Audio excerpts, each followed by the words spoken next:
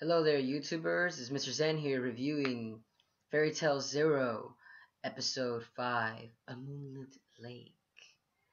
In in this chapter, I'm sorry, not this chapter, this episode, we see that the gang is actually heading towards their destination now. They actually found Blue Skull, and they're heading towards more deeper into Magnolia to go find to go find the Tenru Jade that Blue Skull that they have.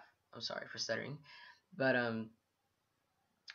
so far then Ward suggests that they have to actually slow down, since it's like a 3 day hike, and I'm here thinking like for 3 days, wow, you know.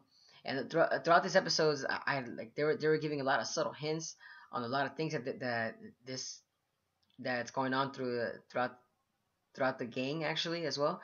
This episode actually focused also more on how the three treasure hunters, Precht, Ward, and Yuri, how they're so in so much harmony with each other. No matter what through their struggles, they're gonna be, like they're gonna be really good friends after this. Because in this episode, not Precht, I'm sorry, Yuri and Ward, they were having a little argument right there, and this, like, at first you're wondering, wow, they're fighting over some petty stuff over here. Here I'm thinking, like,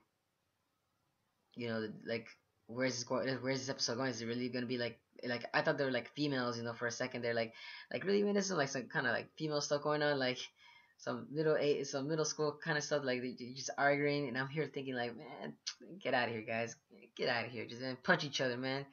Where's Natsu when you need him? When just punch each other, guys, and just fight it out, man.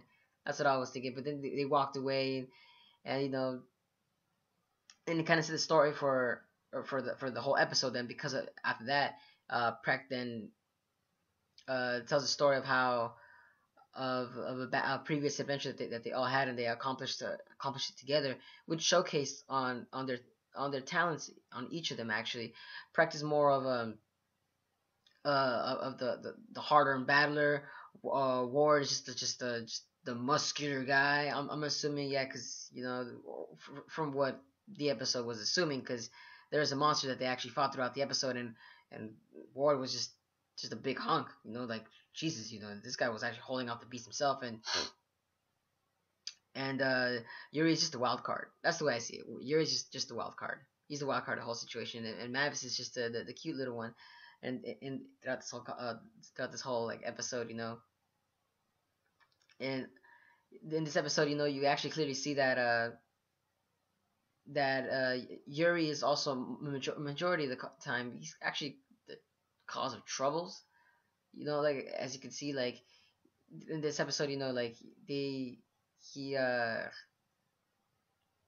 he actually started the fight too, if I remember correctly. He started the fight against Ward, and Ward is just heating him, just to be more careful. And you're wondering that, like, even though they get at each other's throats, they're still be friends. 'Cause even at near the end of the episode, they reconciled the differences and just said, "Oh, we don't even care anymore. We don't even care. We forgot about we were fighting while they were fishing, you know." But there's another thing that happened throughout this episode, is that they're actually hinting at some other stuff while all this was going on. Prek, while Prek was talking, you could clearly see that ZerØ is actually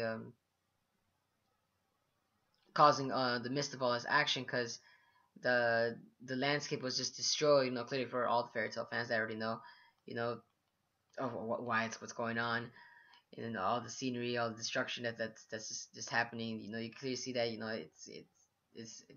For the evil, mysterious mage ZerØ. But of course, he didn't show up in this episode, actually. Yeah, ZerØ didn't show up at all. I was thinking actually ZerØ was going to show in this episode, but no, apparently he actually didn't.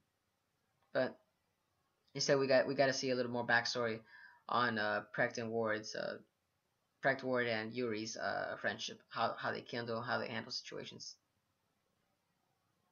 But you can clearly in the end of this episode, they actually reach to Magnolia.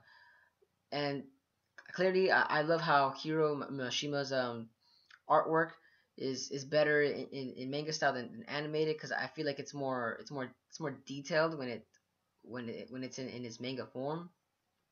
Because I remember reading it, and the episode, and the skull, the dragon, that when they finally made it to the dragon, looked intensely, like it just looked intensively amazing. You're just like wondering, like, wow, it's like it's encasing the cathedral, it's grabbing onto it, like its own nest, but it's just, the dragon skull is just it looked good. It looked good, but I didn't know it was actually gonna be colored blue. I like how the animators kind of went along with it, like it's a blue skull set. So now we know that bones actually are colored in Fairy Tale. So now I'm sorry, I should say dragon bones are colored in Fairy Tale. They're but that's where the episode kind of left it off. This episode was kind of quick. It wasn't really too much to review much about it, but can't forget about is that we can clearly see that Yuri is a figment of the imagination. This episode is kind of like more portraying towards that goal, because you can clearly see that Mavis is talking to somebody, and yet all three of them are just ignoring it. You can clearly see that like this is kind of starting to speculate already on viewers and others, including the animators. They already kind of speculate already, like, oh, well, they already know that, like, that Mavis is already clearly talking to herself, and there's literally no Yuri there. I mean, sorry, Zura there. I'm sorry if I said Yuri. I meant Zora. But folks, let me know what you guys think about this episode. What you think of the giant dragon? What you guys think about Ward and Yuri's relationship wise? How their friendship is actually going along through the series. Leave your comments in the section below, and don't forget to subscribe if you like my content. Go ahead and subscribe. If you hate it, sorry I can't get you guys all. I'm sorry about that, but this is Mr. Sands signing out.